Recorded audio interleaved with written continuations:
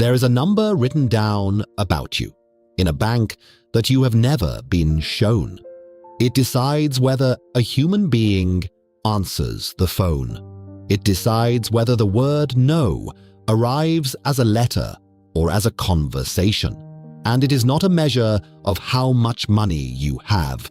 You're going to climb the whole thing, nothing to 25 million.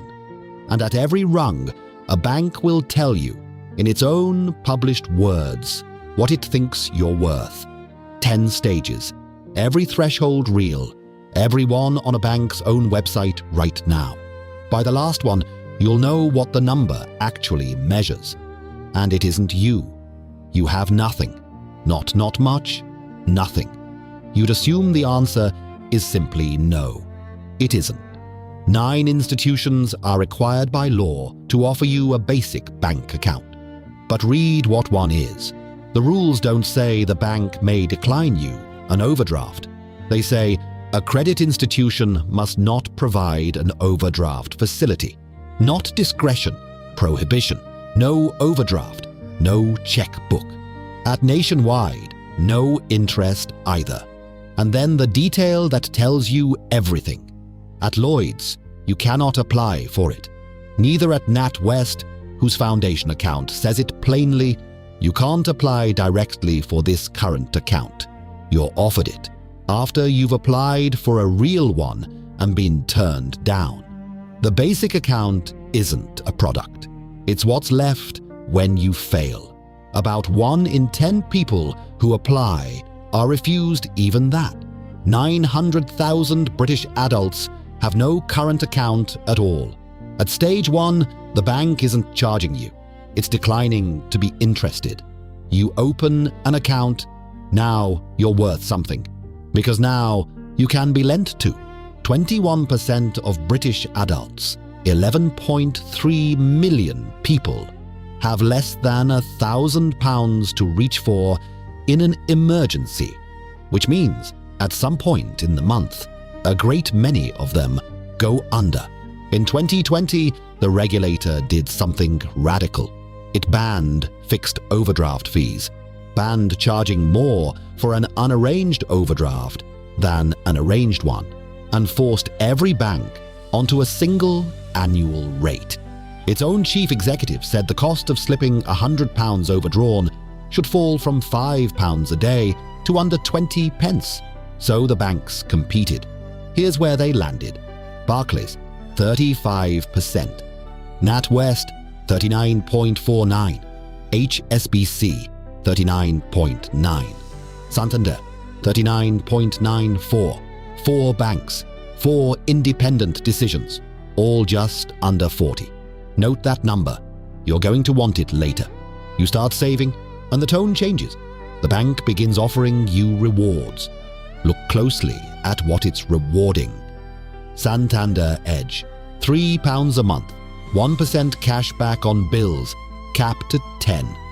To qualify, pay in £500 a month. Hold 2 active direct debits. Club Lloyd's, £2,000 a month. NatWest, reward, £1,250, 2 direct debits, and you have to log in to the app. Not one of those is a test of how much money you have. Everyone tests whether your salary lands in their account and your bills leave from it. They're not paying you for being wealthy. They're paying you for being plumbed in. And once the gas bill and the phone and the gym all leave one account, you don't move. You cross 5,000 and the music stops. Club Lloyd's pays 3% on balances between £4,000 and £5,000. Above 5,000, nothing. Santander's Edge Saver pays 6% up to 4,000. Every one of the loudest rates on the high street is capped, and the caps sit between £4,000 and £5,000. Think about that. If your money were the thing that mattered, the rate would rise as the balance rose. It falls. The generous rate was never a payment for your savings. It was the cost of acquiring you. And once you're acquired, they stop paying it. You now have £20,000. 30, 50, and the bank has stopped noticing you entirely. Nothing happens between 5,000 and 75,000. It is the longest, emptiest stretch of the whole climb. Years of your life, and not one door opens. And then, at 75,000, one does. Santander Select. Hold 75,000 with them, or pay in 5,000 a month. Barclays Premier. Earn 75,000 a year. The lowest published gate on the ladder, and the first time a bank has named a number about you and put it on its website. Below this, you were a category. Here you become a threshold. Notice the asymmetry, too. 75,000 of income gets you into Barclays Premier. But to get in on assets, money you've actually accumulated, the bar is 100,000. Earning is cheaper than owning. Even here, £100,000. Premier Banking, the tier everyone has heard of. HSBC, 100,000 of individual annual income, or 100,000 in savings and investments. Lloyds, the same, or 5,000 a month in. NatWest, 100,000 sole income, 120 joint, or 100,000 held with them.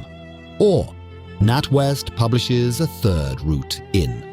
Minimum outstanding mortgage borrowings with us of £500,000. Read that again, slowly. £100,000 of your savings qualifies you for Premier Banking, and so does being £500,000 in debt to them.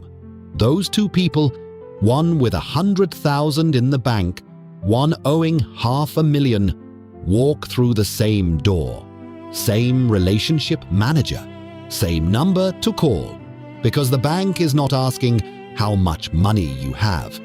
It never was. It's asking how much money it makes from you. And a £500,000 mortgage is worth considerably more to NatWest than 100,000 sitting in savings. The tiers were never a wealth ladder. They're a revenue ladder printed to look like one. 10 stages, and we're at 6. About 1 in 8 British adults holds £100,000 or more in money they could actually move. Savings and investments, not the house, not the pension. Which means most people watching this are somewhere between stage 2 and stage 5. Put your stage number in the comments. Just the number. I'd like to see where this channel actually sits. I suspect it's more interesting than the top of the ladder is. Then come back, because from here up it stops being about service and starts being about what you are legally allowed to be sold. There's a number most people still get wrong, and it moved recently. The Financial Services Compensation Scheme protects your money if a bank fails. For 8 years, that was £85,000. On the 1st of December 2025, it rose to £120,000 per person, per institution. Cross £120,000 in one bank, and you are, for the first time, uninsured. Not by much, but the guarantee you'd assumed was infinite has an edge, and you've just found it. There's one exception, a temporary high balance. From a house sale, an inheritance, a redundancy, is protected up to £1.4 million. For 6 months, £250,000. Lloyds Private Banking opens here, or again, at a £750,000 mortgage. But the more interesting gate at this level isn't a bank's, it's Parliament's. Under the rules, you can be certified a high net worth individual if you earned £100,000 last year, or held £250,000 in net assets, specifically excluding your home and your pension. What that unlocks isn't a better rate. It's a category of investment that is illegal to market to ordinary people at all. Unlisted companies, illiquid bonds, things that return several times your money, or none of it, none of which is a recommendation. This is education, not advice. The logic is slightly brutal. Below this line, you are protected from these products. Above it, you're assumed to be able to afford to lose. That is what £250,000 actually buys. Not comfort, permission. 500,000. Barclays Wealth Management asks exactly that to invest. 2 million. Lloyds runs a tier above private banking called Mayfair. 3 million. Barclays Private Bank for UK clients. At Coutts, the bank people name when they mean that kind of bank. The published number runs backwards. It charges UK clients £100 a month and waives it once you hold 500,000 with them. So it isn't an entry threshold. It's $1,200 a year for not being rich enough yet. And notice what's happened to the language. Nobody up here offers you cash back. Nobody wants 2 direct debits. The rewards stopped at stage 4 and never came back because the bank is no longer trying to win you. It has you. 5 million. Rathbones Private Office. Generally designed, they say, for clients with 5 million or more to invest. And that is the last published number in British banking. Look for the tier above, and you find beautiful descriptions and no figures at all. Rothschild, Cazenove, Schroders. Not one will say what it costs to walk in. Seahor and Company, banking here since 1672, puts it as elegantly as it can be put. The bank has eligibility criteria which we discuss with our customers when they join the bank. There is a threshold. They simply won't tell you it. But one house in London will.